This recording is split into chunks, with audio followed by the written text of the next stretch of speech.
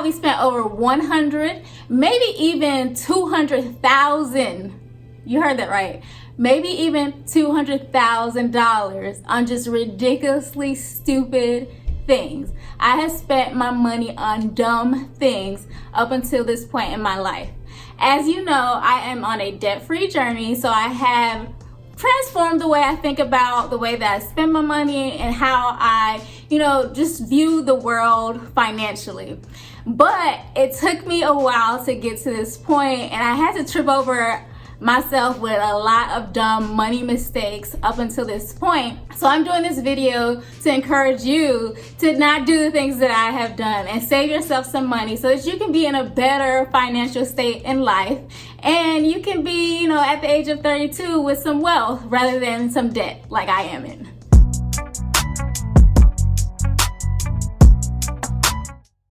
Hi, I'm SHANA of the Wealth Vibe, and I create videos to help you eliminate debt, grow your income, and build wealth. In this video, I'm going to share with you my worst financial mistakes.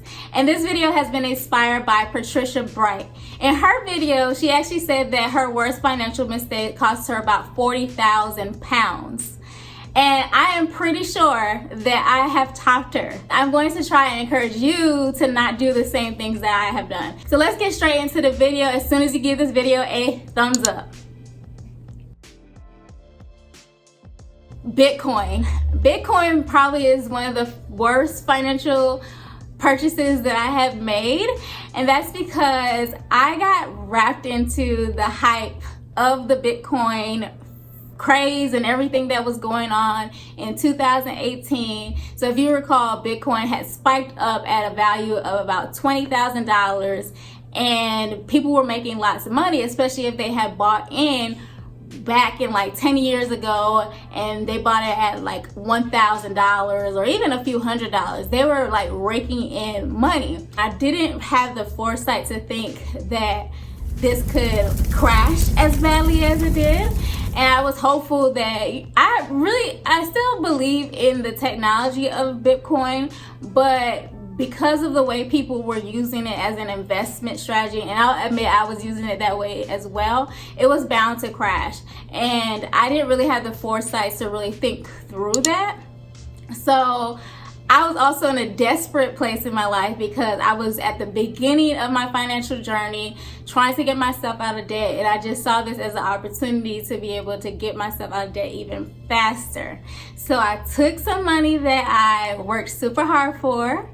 At the beginning of, my debt-free journey, I had about $3,000, and I purchased Bitcoin for about $3,000. And at that time, I think Bitcoin was valued at like $16,000, maybe $15,000. And so it did spike, but because I had faith that it was going to keep going up higher, I did not sell out.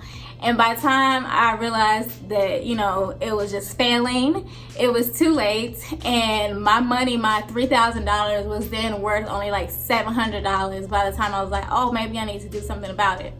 But I decided, you know what? I'm not gonna beat myself up about this mistake. I'm just gonna keep rolling with it. So I actually did not cash out my Bitcoin. So I still actually have that Bitcoin. I just continue to move on with my life and act like I never ever had that money. And hopefully one day Bitcoin will reach about a $16,000 valuation again, and then I'll pull my money out at that point and recoup everything. But I'm just gonna act like the money never existed.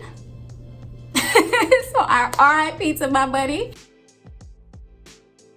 You may know that I just paid off my 2016 Honda Civic, so I own it outright now. But you may have thought that maybe this might have been my first car, or maybe even my second car that I purchased after having for like 10 plus years. And if you thought that, you are horribly wrong. I actually have owned 1, 2, 3, 4 cars, and I'm only 32. I purchased my first car at the age of 20. I think at the age of 20. My first car was a 2007 Toyota RAV4, but I no longer have that car because I traded it in and purchased a Mercedes-Benz. And so first I paid off the car within 3 years, but then I moved to New York City and I didn't need the car anymore. So I had the car sent down back to Miami where my parents were, and my brother was driving it and everything. But then when I graduated from my master's degree program, I went back to Miami and I was driving the car. But then I guess I was feeling like, I'm in this certain stage of my life. I had a business of my own. I was making a little bit of money, and I felt like I should treat myself to a Mercedes-Benz. So I bought a Mercedes-Benz, and the car note was ridiculously expensive. Like, it was, I want to say like $800 something a month. So I went from paying $0 to $800. After I purchased that 2012 Mercedes E350, I decided that I wanted to go back to school. But instead of living in Tampa, I continued to live in Miami, and Tampa was where my school was. But I was commuting like 300 something miles to go to class. So I put on a lot of miles on the car. And so I started to get upside down in the car really bad. So I decided to sell that car to a dealer, and I was able to recoup a good amount of it, but I still owe maybe like $6,000 because I was underwater. $6,000. So I put that remaining balance on my credit card. Another dumb mistake, but let's not get into that. I put that money on my credit card, paid that off, and then I went ahead and purchased another Mercedes-Benz. Yeah, so I don't even want to go into all the details of all this, but just know that I have spent a lot of money on cars in general.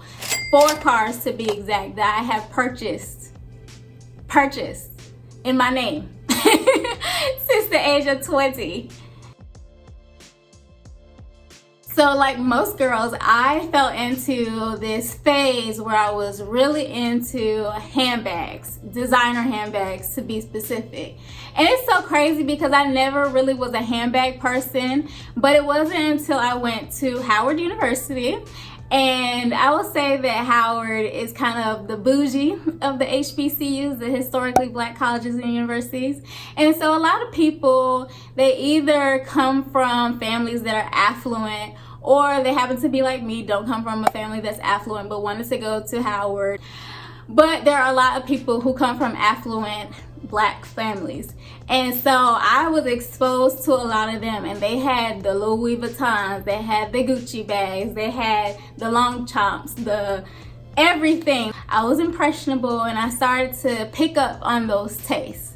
And so in my junior year of college, I took my refund check. I was on scholarship, so this wasn't like loan refund check. This was scholarship, money from a scholarship that I got in a form of a refund check. And I took that and bought 2 designer handbags. I bought a Louis Vuitton Speedy bag. I think I bought the 35, which is the larger size one. And then I also bought a Gucci, I think it was called the Joy Boston bag. But it was the version that Rihanna had like designed for them. And I love those bags. I use them so much. But where are they today? I have no idea. So what I think happened is I think someone stole them from me as I was moving from one apartment to another. I think the guy who was helping me move, I think he stole the bags because that was the last time I've ever seen those bags. But I spent probably over $2,000 on both of those bags, or maybe about $2,000 on both of those bags. But that's not where my bag obsession stopped. I continued to buy more Louis Vuitton bags. But I would say the worst mistake that I've ever made when it comes to buying Louis Vuitton or even designer bags is that I got into this obsession of buying the unique ones, the special design ones that they had, and the special edition, that's what I'm looking for, limited edition kinds, they don't hold up as well. This is the first Neverfull bag that I purchased, and this was the first one also that I purchased in the limited edition designs. I forget which collection this was from, but as you can see, they usually like paint over the original canvas design. And what happens when you use it, like I was using this bag, I was wearing it like every single day. This was like my go-to everyday bag. But after a while, it starts to, the paint that's over to create this design starts to rub out. And so it looks fake. Like, who wants to be walking around with like a, I think this was like a $1,600 bag, walking around with a $1,600 bag that now looks like it's fake. This is the other Never Full bag that I got that was a limited edition. It has the same effect. It has like paint over the regular canvas, and it creates like this design. But if you wear it a lot, it's going to end up looking just like this. So I don't wear this a lot. So I have this like $1,800 bag that I don't wear because I don't want to get it messed up. That makes no sense whatsoever. Another terrible purchase that I made was when I moved to New York City. I got myself a 1-bedroom apartment by myself. But that's not so bad, I guess, on the surface. But what makes it bad is that the source of the money came from student loans.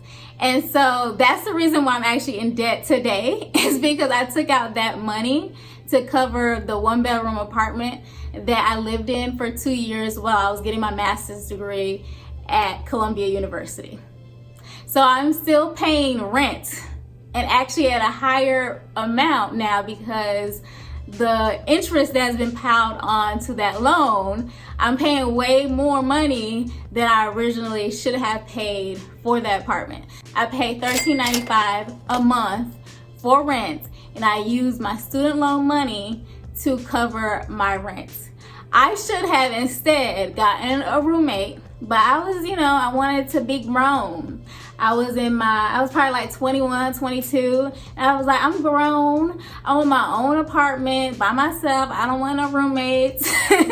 And up until that point, I hadn't taken out any student loans. So I was like, whatever, I'll take out student loans, to cover my living expenses.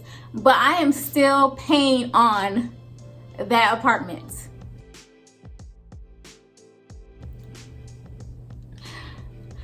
Oh my gosh, y'all, I am just stupid. I am so stupid. But I've learned. You will not catch me making these mistakes again. But back when I was stupid, I was dating this guy, and it was his birthday, and I asked him, what do you want for your birthday? And he said he wanted to spend, a couple nights in a hotel and like do massages and all this other stuff. I went and got this really expensive hotel on the beach in Miami, and I went and bought like cake, champagne, all this stuff, and I didn't have the money. I didn't have 1 red cent to my name, okay? Isn't that terrible? That is so terrible. But you won't catch me making that mistake again. Probably a lot of you spend your money on this, and it's not a bad purchase, but it was a bad waste. It was a waste of money for me. So back in, I want to say 2007-ish, I cut my hair. I had short hair, and I loved it. But then I grew my hair back out, and then I cut it again because I really did love having short hair. But then I got to this point where I wanted to grow my hair out again, and I was growing it, but it was like in that awkward phase. And so I started to invest in a weave. So I have tons of weave that I do not use, that I spent so much money on. And the reason why it was a bad choice is because for me, I know I don't like anything in my head. Like, I know I don't like it. But I probably spent like at least $1,000, maybe even more, on just weave that I have worn once. One time, okay? One time. This is all the weave that I have that I haven't used or haven't used in a while. So I have all of this weave. I even have bundles that I haven't even touched yet. Like, I just have weave on weave. I probably have made the worst purchasing decisions of anyone on YouTube. It's ridiculous. But let's be thankful. I am so thankful. But let's all be thankful that I have been delivered. Okay? I have been delivered from the financial mistakes, and I am now on a journey to be debt-free and to build wealth. So if you're interested in where I am now today, in the financial position that I'm in now, where I am budgeting and saving and investing, I'm gonna have a few videos here for you to check out so that you can not make the same mistakes that I made, but also prepare yourself to be in a better financial state today and for your future. While you're checking out those videos, go ahead and subscribe and hit the notification bell so you can check out future videos when I post them. Thanks for watching, and see you later.